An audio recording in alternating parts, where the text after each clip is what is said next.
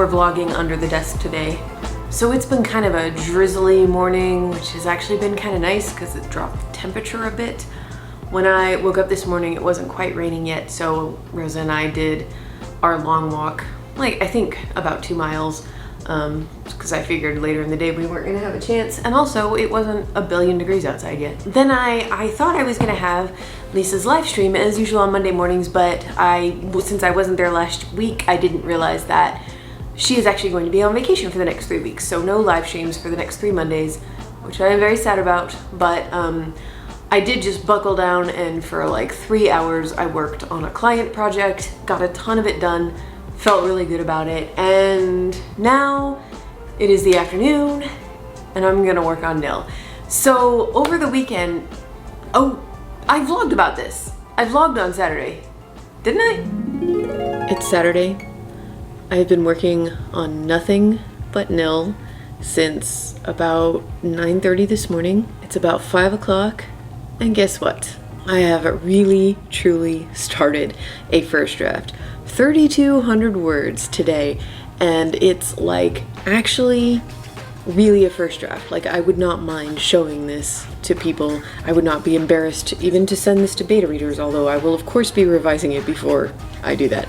I feel like I kind of broke through a weird mental barrier. I know I talked a lot about how I was like kind of zero drafting, doing kind of sketches of the scenes for the first act of this book, and partly I was doing that to kind of get the ideas out of my head, but I kind of started to realize a big part of it is I, for a lot of different reasons, have kind of like, I'm going through a low confidence moment with my prose, like very specifically with my voice. I think this just happens sometimes, and I really wonder how much of it stems from the fact that I wrote essentially all of Dragon Balloon with dictation and therefore never looked at it, never looked at my words, never looked at the sentences. You know, I wanted to just get through it, and so I don't know what to think of it, and I think maybe it made me lose some confidence in myself. And I think the other part of it is, like I've said a lot of times, this book is based in a world that I have written several different versions of books in, starting way back in like, I don't know, 2012. And those were, I'm like looking back on those drafts while the plots are pretty much like not fixable, they're such a mess. It's some of my favorite, I think some of the best writing I've ever done, just on a prose level. And reading them was making me think like, what if I was a better writer in 2016 than I am now? Like literally, what if I peaked? And I know that's ridiculous, but I couldn't shake it. I couldn't shake that feeling for the last couple weeks. And now, like, again, not saying I wrote some like majestic scene here or anything like that, but it looks the way I want it to look. There's edits. I mean, every time I read through it, I see, oh, I need to fix that, and I'll like make little changes. And there are things I know I need to finesse, but it's there. Like I can tell I've found it, like the voice and the style of this story. And it's just like, it's such a huge relief. Oh my gosh. So yeah, breakthrough moment. I just wanted to vlog and kind of capture that because this was honestly the best writing day I have had maybe this year. I think I felt pretty good the day I started the first draft of Dragon Balloon. I really like that first chapter as well, but this feels right. This feels like this book is gonna be what I want it to be. And I'm just so relieved. I don't want to make it sound like I regret doing dictation on Dragon Balloon, because honestly, I don't know if I would have finished that draft without it, but I feel like I am starting to see some of the downsides of it for me personally in the way that I used it. I was trying to use it to write a first draft, right? Big mistake.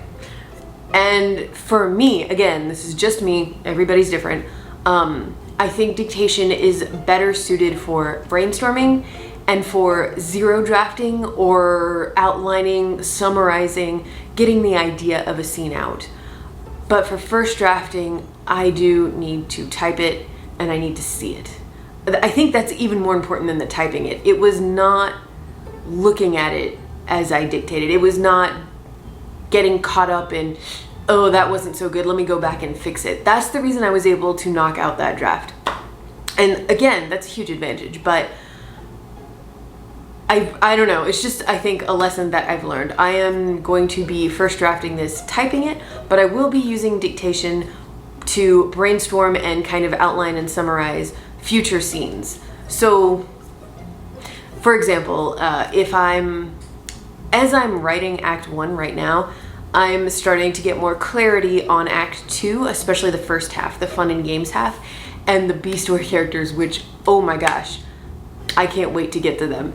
And so when I get an idea for a specific scene, I'll go ahead and use dictation and jump ahead to that beat and just dictate out everything I see as it comes to mind, every description, every action, every piece of dialogue, whatever, and just barf it all in there so that when I get to it later and it's time to first draft it, I have it thought out and I can focus on the voice and the style and the prose in my first draft. But yeah, I'm definitely in the honeymoon stage right now. I just want to spend all my time on this book. It feels really good to feel this way, and you know, it doesn't always last, so I'm gonna treasure it while I can. But my goal for this afternoon is to finish the chapter that I was in the middle of yesterday, which shouldn't take too long. I think I'm pretty close to the end of that scene, and I want to get a good start on the next scene, which is actually a very, very short one. It's the theme stated scene, if you follow the Save the Cat method. And then I also want to kind of put together a schedule for myself for getting Act 1 drafted. I'm not ready to do that yet for the whole book. I'm not quite ready yet to set a deadline, although if we're being honest, I am very much hoping that this is something that I can have finished by September. That's not that far off, but it's possible. Or at least by mid-September or even October would be fine, but early fall for sure. But yeah, I wanna like really do the math and see realistically, keeping the rule in mind of planning my week like I'm gonna have a cold and I'll be operating at 60 to 70%. How long will it take me to, okay, see ya, get through Act 1, finished first draft? I guess that's my cue to climb out from under the desk and get to work. The betrayal.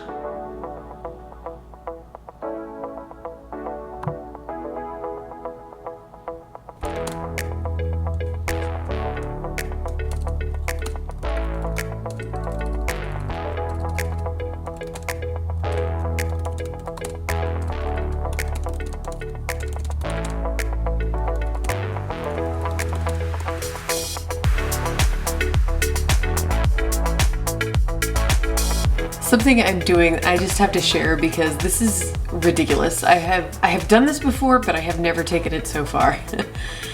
My agent has always said that I am really good at taking stuff I've written that was never published and recycling it for parts. I could make a whole video about this, but just as an example, my series, The Cat St. Clair Files, was so many recycled parts from the first book I wrote that got me my agent but was never published. I just pulled all of the things that editors said they loved about it out of the book and figured out a way to use them in a new book without all of the stuff that editors kind of universally said they did not like about that book. I've done this with so many projects, and right now, as I've talked about a lot, this Nil that I'm working on, Nil versus the Pocket Universe, this is set in a world that I have written so many times over the last decade. In fact, I know I keep like throwing out, oh, I've written, it's like 2 books with several different versions each, but the truth is, I have actually forgotten how many versions I have on this, because something that happened over the weekend is that I opened up 2 versions of Warps, which was the middle grade Men in Black-ish adventure time travel thing that I wrote throughout 2012, 2013, and some of 2014. And then also a couple years later, I decided to rewrite it as a young adult. And this was set in Coney Island. I've talked about this project before. And I had several revisions of that, but I would say I thought I had like one main version of that and then like a couple of revisions of it. Okay, I'm going somewhere with this, I swear. But I remembered when I was working on this over the weekend that I was writing in this particular setting, and I had been looking through my old versions of Warps for my descriptions of this setting just to kind of remind myself of all the stuff I created there. And there was this one particular description I remembered writing, and it was driving me nuts that I couldn't find it. And I went through one of the Coney Island draft I had opened up, and I couldn't find it in there. And so finally I went into my email and I just typed the phrase I was thinking of and ended up pulling up an email from 2018 where I had sent yet another version of this to my beta readers. And I opened that document, and first of all, as soon as I read the prologue, it was a completely different prologue than all of my other versions. I was like, I forgot how in love with that prologue I was. It's nothing I can use for nil, unfortunately, because it's very much set in Coney Island and specific to that place.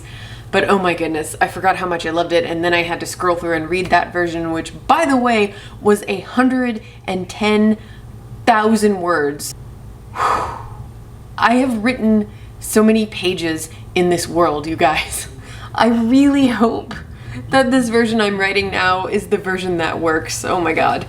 Anyway, so where I was going with that is that right now, in addition to my Save the Cat software open on my display monitor, I've also got, and then like my nil document obviously open on my laptop where I'm working, I've got 4 other documents open. 2 versions of Warps, and then 2 versions of the Coney Island version of the story. I mean, we're talking, hang on. I need to calculate this.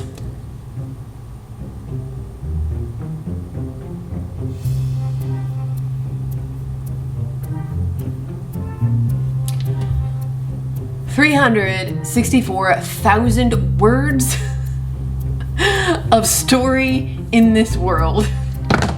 Okay.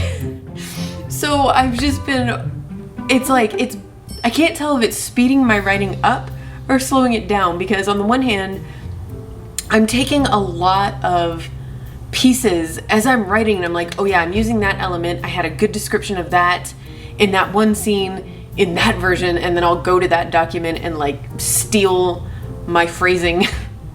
But on the other hand, I'm taking a lot of time like scrolling through these different versions and looking for all this stuff I wrote. This is ridiculous. I'm going to put some of this draft that I'm writing up on the screen. If you want to like tap the space bar and read some of it, you're welcome to. I went back and forth on whether I really wanted to do this. I definitely didn't with Dragon Balloon because it was such a mess, as you know, and also because I wasn't reading it, so I wasn't about to let anybody else read it.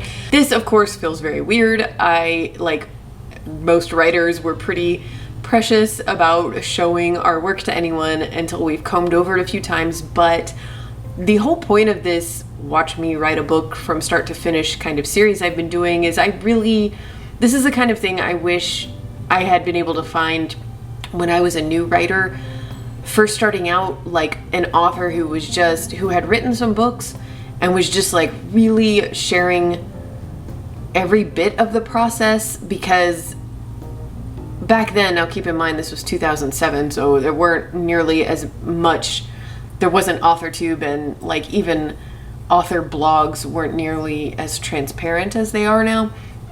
But I didn't have that. I just kind of assumed all authors who were published had their ish together and could turn out clean drafts. And so I just kind of want to show that this is what the beginning of it looks like for me.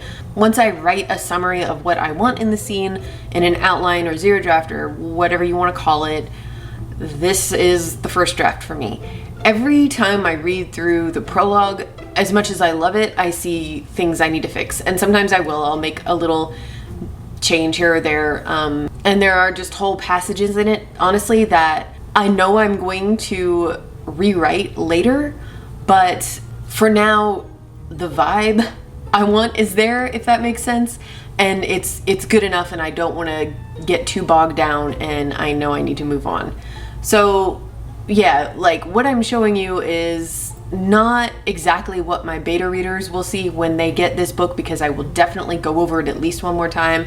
But this isn't a zero draft to me. This is like the beginning of me finding the voice of this story and figuring out the style. Oh, that reminds me of another revelation I had about Dragon Balloon actually a few weeks ago that I keep forgetting to talk about when I vlog, and that it's very simple, and I'm surprised I didn't think of it sooner. But I went through that whole thing where when I first got the idea for Dragon Balloon, I thought it was a middle grade fantasy. The premise felt like a middle grade fantasy to me. But then as I worked out the plot and talked to my friends about it who gave me feedback, I realized, oh, this plot and like the way the character arc is developing, it is young adult. And I was at this moment where I kind of had to choose, go with this plot and write a young adult, or go back to the drawing board and figure out a way to make this premise actually middle grade. And I went young adult. And I still think that that is right. I mean, with the plot that I wrote, it should be young adult. And a huge part, the first thing I'm gonna have to do when I do eventually reread that book is figure out, do I want to revise this and make it work as young adult, or do I want to scrap that and figure out a way to make it middle grade? Because the key issue I was having is that from the beginning, I wanted to write middle grade. I was just in that mood. And while middle grade and young adult and adult are not genres, it's similar to the way genre works in that if you write horror and you write epic fantasy and you are in the mood to write horror, but you have to turn out 100,000 word epic fantasy, you are probably going to slog through that because you're just not mentally in that space. You know, you need to write your horror in that moment. We just go through different phases. Sometimes I want to write middle grade and sometimes I want to write young adult, and I was just in a middle grade place, and honestly I still am, and I think that's part of why Nil is working so much better for me. Anyway, so that was that little revelation. The other thing I did is I did kind of do a little work in my planner, just figuring out where I am right now, word count wise in the draft, looking at my beat sheet. I'm kind of estimating that my first act part of the draft is going to come in somewhere between 11,000 and 13,000 words. And looking at my calendar and what I have going on, I think it is pretty reasonable for me to get to that by next Tuesday, the 27th. So a week from now, when I vlog, I would like to be finished with my draft of Act 1. But we will of course have a vlog Friday to check in and see if I actually managed to do that. Right now, my plan is to get this vlog uploaded, do a little bit more client work, and then I think I'm going to write a little bit more of Nil this evening. My evening habit has been to spend like 7 to 8 o'clock reading a book, and I have actually lately been reading the Nevermore series at Lindsay Puckett's recommendation, and it is even more delightful than she promised it would be. I'm absolutely loving it. I just finished the second book in that series, but right now, even though I have the third book checked out and waiting for me to read on my Libby app, I've just been in the mood to work on Nil in the evening, so I'm gonna take another hour tonight and add a little bit more to chapter 3, and yeah, I'm just having a ton of fun with this book, you guys. I hope you are enjoying your writing this week as well. Update me on your Camp Nano progress, on everything else in the comments below, and I will see you guys Friday, and we'll see how this is going. Bye.